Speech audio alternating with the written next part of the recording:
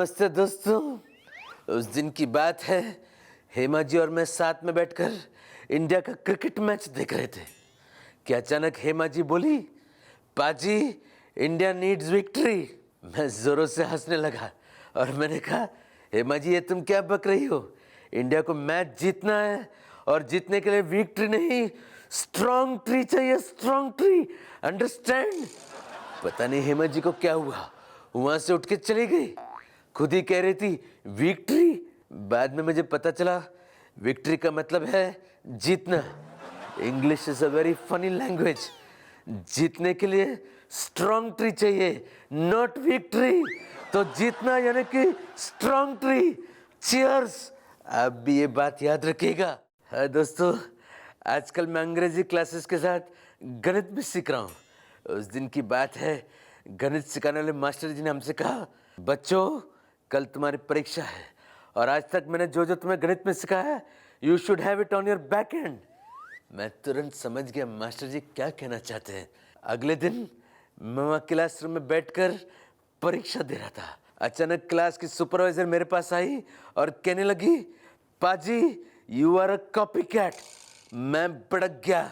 मैंने कहा मैं कॉपी कैट नहीं हूँ। तब उन्होंने कहा, तो फिर आपके हाथों में क्या लिखा है? मैंने कहा, सुपरवाइजर साहिबा ये सब मुझसे मत पूछो, ये जाके उस गणित के मास्टर जी से पूछो। उन्होंने कहा था you should have it on your back and. तो मैं सारा का सारा गणित अपने बैक एंड में लिखा हूँ। इसमें मेरी क्या गलती है?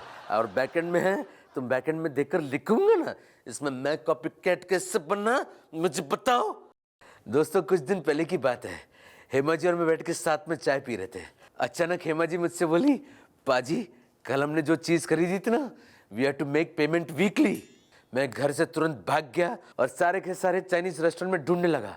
बहुत सारे होटलों में ढूंढने के बाद अंत में मुझे एक होटल मिला जहाँ पर एक चाइनीज वेटर था और वो बहुत ही पतला था, नाजुक था और कमजोर था। मैंने उसका हाथ पकड़ लिया और उसे तुरंत घर पे ले गया और फिर हेमा जी के सामने पेश कर कहा, इसका नाम है चिंग चोंग ली और ये बहुत वीक है, पेमेंट इसी को दे दो। हेमा जी ने मुझे जो मारा उस दिन, मैं भी एकदम वीक हो गया। मुझे मारा वो तो ठीक था, बेचारे चिंग चोंग ली को भी 2-3 लात पड़ी। खुद ही कह रही थी we have to make payment weekly. तो मैंने सबसे कमजोर यानी कि एकदम वीक चाइनीज को लेके आया था जिसका नाम था ली। था ना वो वीकली। ऐसे थोड़ी कोई मारता अपने पति को। और बेचारा चिंग चोंग ली चीन वापस चला गया। नमस्कार, मैं आपके लिए लेकर आया हूं कुछ अच्छी खबरें और कुछ बुरी खबरें। अच्छी खबर यह है कि अब से उदय चोपड़ा फिल्मों में एक्टिंग करना छोड़ देंगे। How sweet. और बुरी खबर यह है कि अब से वो फिल्में डायरेक्ट करेंगे। अरे माय गॉड। अच्छी खबर यह है कि मल्लिका शेरावत के कपूर के साथ बहुत अच्छे संबंध हैं। और बुरी खबर यह है कि यह संबंध अनु कपूर और शक्ति कपूर के साथ है।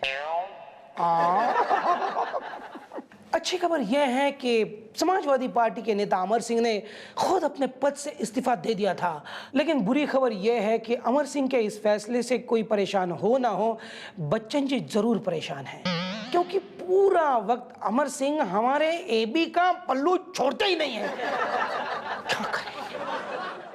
नमस्कार, मैं आपके लिए लेकर आया हूं कुछ अच्छी और कुछ बुरी खबरें। अच्छी खबर यह है कि सलमान अभी 4-5 साल तक शादी नहीं करेंगे और बुरी खबर यह है कि फिर सलमान से कोई शादी नहीं करेगा।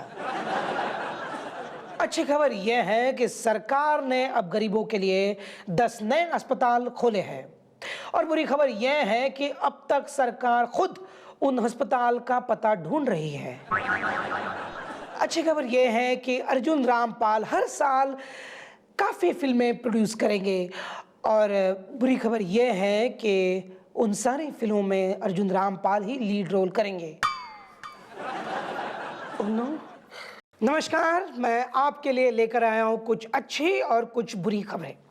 अच्छी खबर यह है कि सनी देओल ने कहा कि अब वो कम फिल्में करेंगे और बुरी खबर यह है कि अब उन्हें कम फिल्में भी नहीं मिल रही है। अच्छी खबर यह है कि विवेक ओबेरॉय ने ये कहा कि एक्टिंग करना कोई आसान काम नहीं है और बुरी खबर यह है कि इन्होंने ये अपनी फिल्म देखने के बाद कहा। अच्छी खबर यह है कि नेताओं ने कहा कि वो मुंबई को शंघाई बनाएंगे, और बुरी खबर यह है कि इनमें से किसी भी नेता ने आज तक शंघाई देखा ही नहीं है।